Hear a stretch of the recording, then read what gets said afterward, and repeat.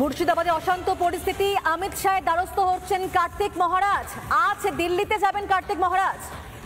আর এই মুহূর্তে কার্তিক মহারাজ রয়েছেন আমাদের সঙ্গে টেলিফোন লাইনে। আপনাকে স্বাগত রিপাবলিক বাংলা। আজ আপনি দিল্লিতে যাবেন, ঠিক কি দাবি জানিয়ে আজকে আপনি যাচ্ছেন, আপনি কি বলছেন, আপনি কি কারণে আজকে অমিত শাহের দ্বারস্থ হতে চলেছেন?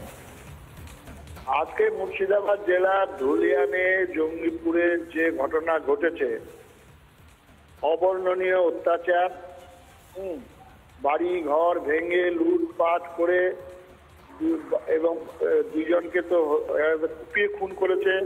সে ডেড বডির এই অবস্থাতে বিএসএফ এখানে এসছেন, কিন্তু বিএসএফ কন্ট্রোল করছে রাজ্য, ডিএম এবং এসপিরা। তারা নিরুপায় হয়ে থানার সামনে দাঁড়িয়ে রয়েছেন।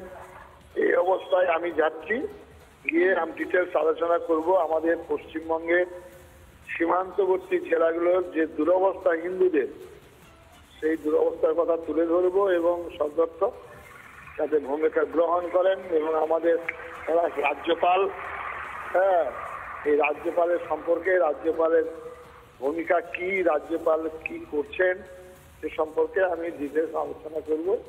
উদ্দেশ্য নিয়ে দিল্লি যাব। বেছে বেছে এখানকার মহিলাদেরকে হুমকি দেওয়া হচ্ছে, মুর্শিদাবাদের মহিলাদের তাদের সম্মান লুট করার চেষ্টা করা হচ্ছে। আচ্ছা, বাংলার কি এই ছবি কাম্য?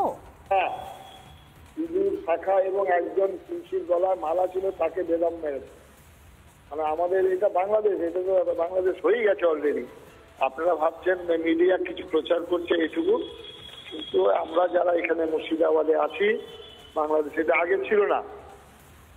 আগে এটা কংগ্রেসের আমলেও ছিল না, বামফ্রন্টের আমলেও ছিল না। আমি এখানে জ্যোতি বসু এসেছিলেন আমাদের এই বেলডাঙ্গাতে, তখন সিপিএম এর রাজ্য এখানে মিটিং হচ্ছিল, আমাদের সমস্ত বিল্ডিংটা নিয়েছিলেন তারা। তখন জ্যোতি বসু আমায় একদম কালো পতাকা দেখিয়েছিল, বলে এইসব কালো পতাকা এখানে দেখানো, আমরা চলে যাবো এখান থেকে বাংলাদেশ পাকিস্তান। এরকম কথাবার্তা শিখ বলার মতো আমরা পেয়ে পাইনি।